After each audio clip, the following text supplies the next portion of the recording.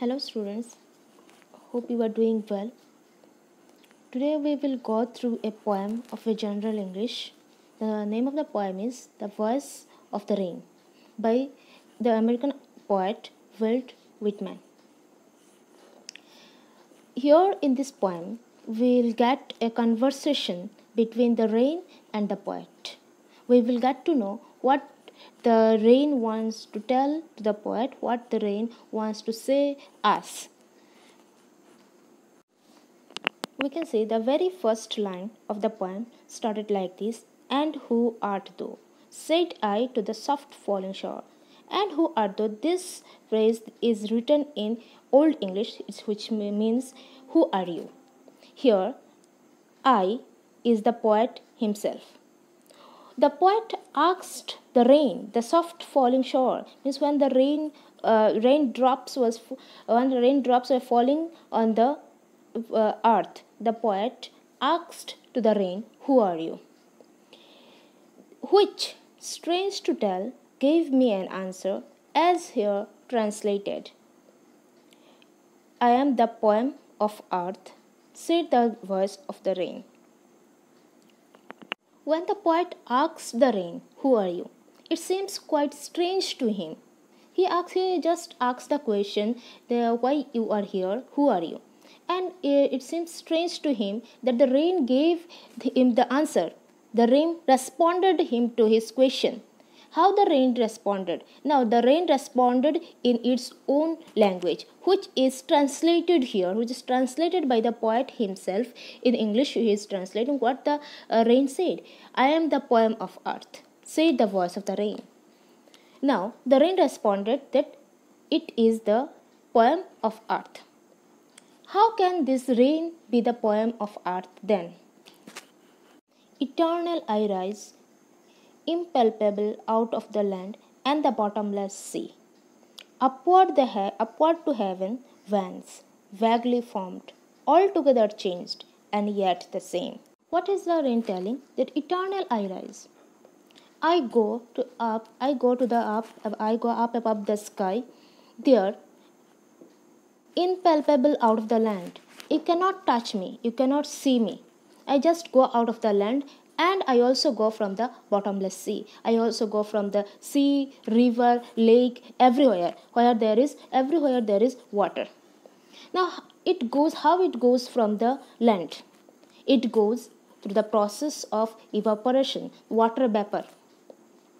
It goes through water vapor. It rises to the sky. There, upward to heaven vans, vaguely formed, altogether changed, and yet the same. What it is telling? That I go up above the sky in the heaven, and I change my shape. How it changed its shape then? Altogether changed and yet the same. I just change my shape. How it changes shape? It changes shape through vapor. Now we can see the poet has described the movement of the rain in a very poetical manner. However, the poem also presents the natural cyclic movement of rain. The rain first rises from the land and bottomless sea in the form of water vapor, and then it vaguely formed itself into clouds in the sky.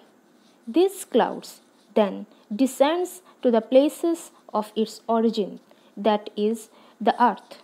Thus, it completes its natural movement and grants new lease of life to the earth. See, the rain cannot be touched as it rises in the form of water vapor in the sky from the land. It changes its shape, yet it remains the same. The vapor changes into clouds due to condensation. I descend to leave the drops, atoms, dust layers of the globe, and all that in them without me or sits only latent unborn. See here, what is the rain telling? That when it come, I descend to leave the drops. When it come to the earth, when it come to the globe, it take away all the drops, all the atoms, the tiny smallest particles, dust layers, of the globe. It takes away, it makes the earth clean. It takes away all the dust particles, and it also takes away the drought. What is drought? Then when there is a lack of rain, when there is lack of water, there is a scarcity of water, then it becomes then the drought arises. And all that in them without mere seeds only, latent unborn. Look, see, what is the rain telling? When the rain comes to the earth, it gives life to the unborn seeds. We can see as soon as the rainy season arrives, as soon as the first rain arrives, after a few days of the rain, you can see there are grasses coming out of the land. There are trees, plants, the saplings comes out of the land. The seeds which we have not seen with our naked eyes. Just after the rain, you can never know. Around your house there are the seeds of suppose there is a seed of mango. You don't know about that. Just after the rain, you can see the mango plant, the sapling is coming out, and within a few days it will turn into a tree. So there are a number of seeds which are there inside the land, and the rain gives life to that unborn, to that the rain gives life to that seed by becoming a tree, by by taking it out as a plant. And forever, by day and night, I give back life to my own origin and make pure and beautify it. What is the rain telling now? That it does its duty whole day and night, every time, every minute, every seconds. It does its duty. How it does its duty? See, in the form of water, it comes to the land. It goes again to the sky in the form of water vapor. There it forms clouds. In the form of condensation, there it forms clouds, and then again in the shape of rain, it comes to the earth. And what it is telling, forever, by day and night. It doesn't work. It doesn't stop its work. It does its work every time, every second, every minute. The rain clearly is describing in the poem that it is changing its shape every time. It is changing it is going in the form of water vapor, there in the form of clouds, and then it is again coming on the earth in the form of rain. But and also we cannot feel its, we cannot touch it, we cannot feel it. Yes, see, this pages, the books, these pages, the books are, we know the books are made out of bamboos, but but we also need water for this. When the cellulose from the bamboos are extracted, we need water. Even the simplest, even the pen which is made out of plastic, this plastic are first melted and then it is given a shape of the pen. While melting it, we need water. So it is there everywhere.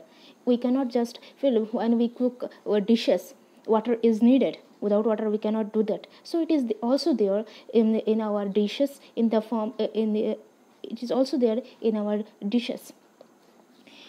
So, what it is telling, when it comes on the on the land, in the globe, on the earth, it takes away all the dirty, all the impurities, all the dust.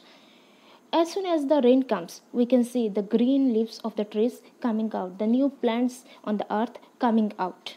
The unborn seeds, the dead seeds which are there inside the land, is coming out. It gives life to the it gives life to the unborn, to the dead seeds. It does its duty. It is doing its duty every time. It is working on itself all day and night, every time, every time, everywhere. From the sea, from the pond, from the lake, from the river, every time the vapor is going, it is going to the sky. There it is forming the clouds, and then it is preparing itself to come back to the earth again. When it comes back, it purifies there. It purifies. It comes in the purest. It comes. It is beautifying itself. It purifies itself, and we get the best and purest form of it. See, when the rain comes on the earth, it makes the day cool and calm. It makes us feel relieved from all the stress. It also, yes, Indeed, it is also taking away the impurities and make the earth clean and beautiful.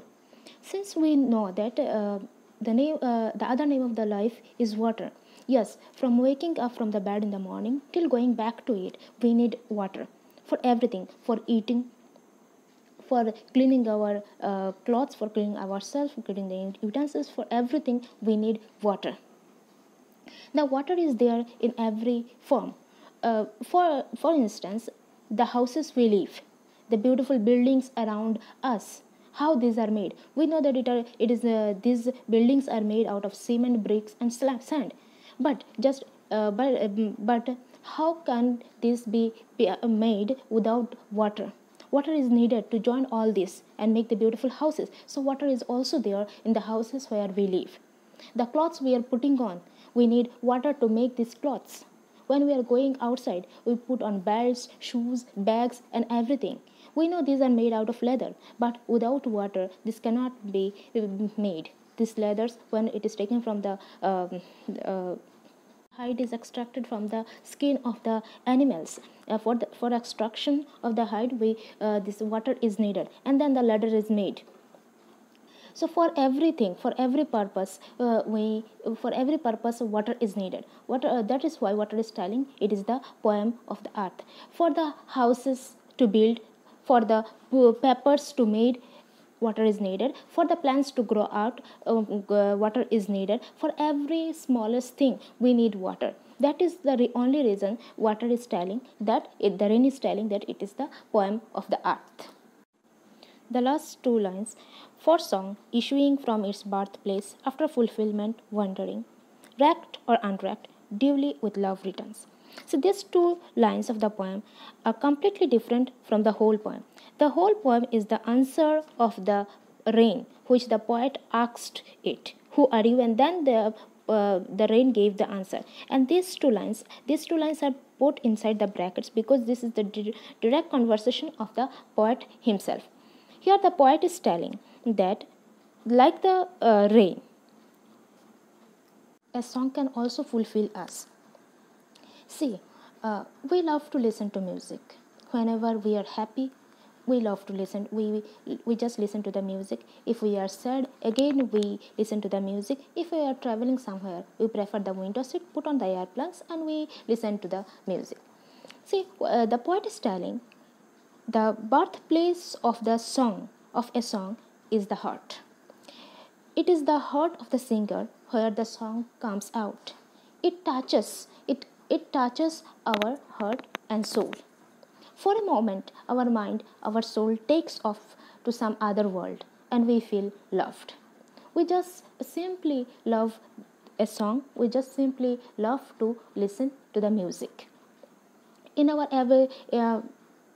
we enjoy hearing a song. We enjoy singing a song while doing any work. And while listening or singing the song, our heart gets the fulfillment. It fulfills our heart, and our heart wanders in love. Not only this last two lines of the poem also gives an extended meaning. These two lines are in fact the direct comment of the poet on the contribution of the rain, by which the poet issued a soft musical cadence of the earth.